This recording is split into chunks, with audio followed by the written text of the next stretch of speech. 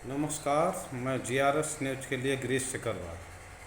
आज के इस ब्लॉग में मैं बात करने वाला हूँ ईडी और उसके द्वारा गढ़ी गई कहानी के आधार पर चलाए जा रहे मामलों व सुप्रीम कोर्ट द्वारा ईडी की हरकतों को सहन किए जाने के संबंध में आज अपना ये वीडियो होने वाला है, क्योंकि आप सभी लोग जानते हैं कि किस प्रकार ईडी 2014 के बाद से एक तरह से भारतीय जनता पार्टी की चुनावी विंग के रूप में सामने आई।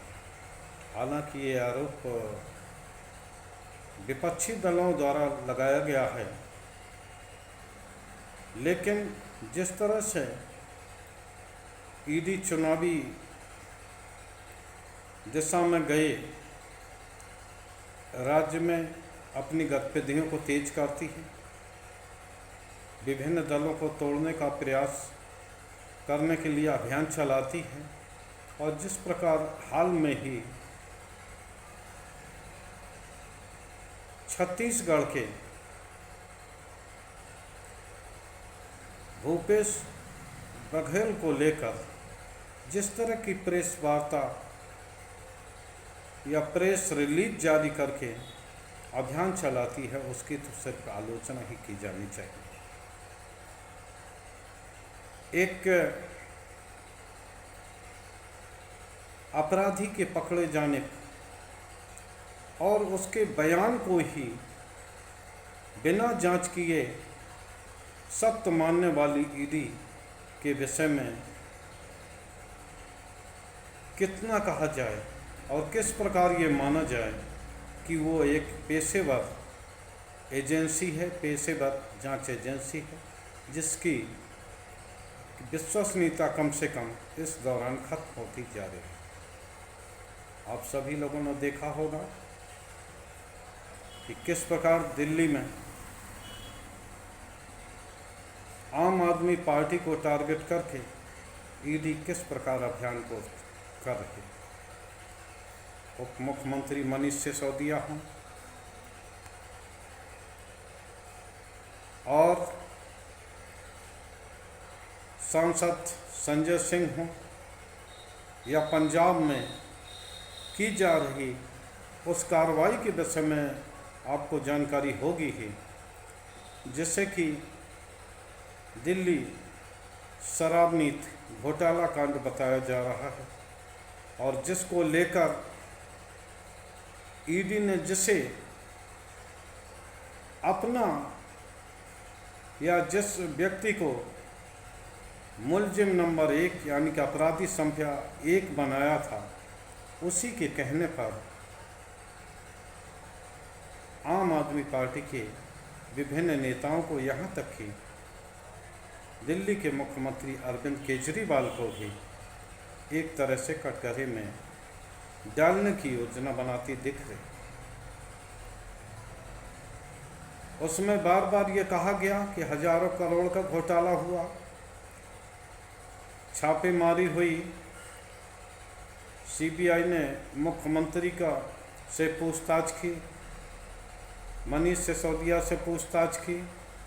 बाद में ईडी का प्रवेश हुआ और मनीष सिसोदिया 8 महीने से जेल में हैं। अभी तक न तो एक पैसे की बरामदगी हुई है और न ही ईडी ये साबित कर पाई है कि जो भी राशि का लेन देन हुआ वो राशि आखिर है कहाँ। इसके बावजूद भी मनीष सिसोदिया जेल में पड़े हुए हैं, उनको जमानत नहीं मिली। अपने सुनवाई के दौरान किस प्रकार से सुप्रीम कोर्ट ने माननीय न्यायाधीश संजीव खन्ना के बेंच ने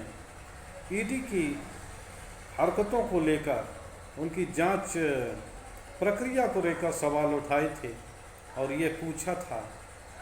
कि आप मनी लॉन्ड्रिंग की बात करते हैं, हजारों सैकड़ों करोड़ पैसे की बात करते हैं, आखिर वो पैसे कहाँ गए और उसका कौन वो है जो लाभार्थी है? आज तक ईडी के पास इसकी जानकारी नहीं है। लेकिन जब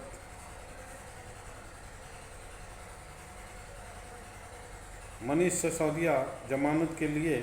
सुप्रीम कोर्ट पहुंचे, हाई कोर्ट ने पहले ही जमानत देने से इनकार किया था, तो माननीय न्यायालय जो ईडी से सबूत मांग रहा था वह ये स्वीकार करता दिखाई दिया कि इसमें 338 करोड़ का लेन देन प्रतीत होता है। इसी प्रकार का नया मामला छत्तीसगढ़ में देखा गया, जहां खुद देश के प्रधानमंत्री ने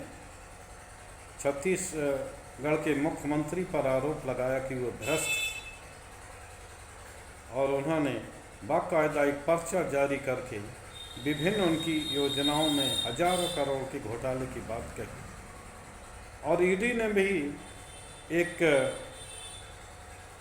ड्राइवर जो कि खुद एक सटोरिया और सट्टा भी खेलता और खिलवाता है, अजीम दास को पकड़ने का दावा किया, और ये भी दावा किया उसके पास से 6 करोड़ रुपए करीब बरामद हुए हैं। वो एक होटल में रुका था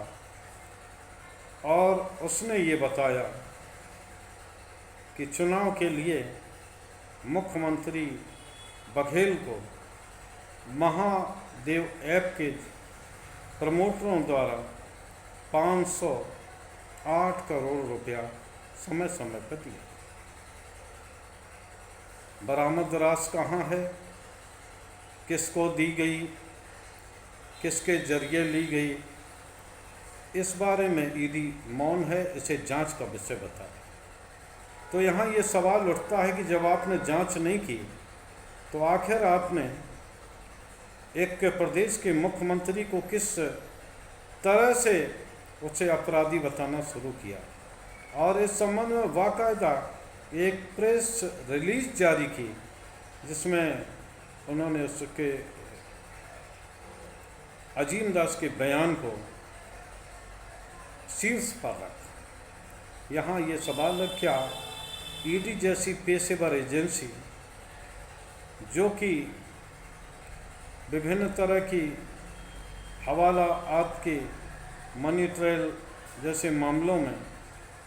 जांच कर उन्हें गिरफ्तार करना चाहिए, जिसका मुख्य काम ये है, वो केवल किस्से और कहानियों से चलती है,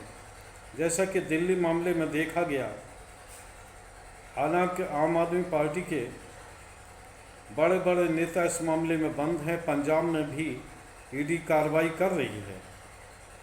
और तेलंगाना में भी उसने मुख्यमंत्री की बेटी तक को उस मामले में आरोपी बनाया, उससे पूछताछ भी की, लेकिन एक पैसे का भी मनी ट्रेल ईडी ढूंढने में असफल रही। तो क्या उस दिनेश जिससे कि इन्होंने अपराधी बनाया था, एक शराब व्यवसायी, बाद में वो वादामाफ गवाह बन गए, तो उनके कहने से आप किसी को भी जेल में डाल देंगे?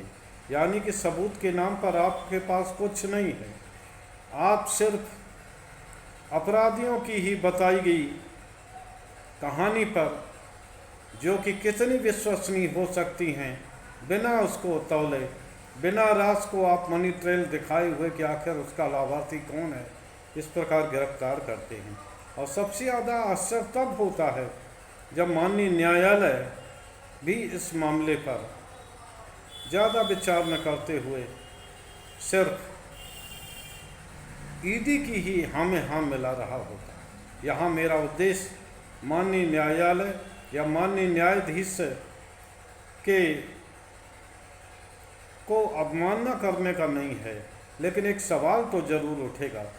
कि जब सुनवाई के दौरान जब बहस होती है उस समय आप तमाम तरह की टिप्पणियाँ न्यायालय करती है, जिसको लग के ऐसा लगता है कि अभी देश में न्याय जिंदा है। लेकिन जब वही मामला धीरे धीरे उसकी तरफ पहुंचने लगता है, समाधान की ओर जाने लगता है, तो अचानक न्यायालय भी यह कहता दिखता है जो कि ईडी चाहती है, केंद्र सरकार चाहती है, यानी कि अभी उप मुख्यमंत्री मनीष सिसोदिया को भी रहना होगा करीब 6 से 8 माह तक,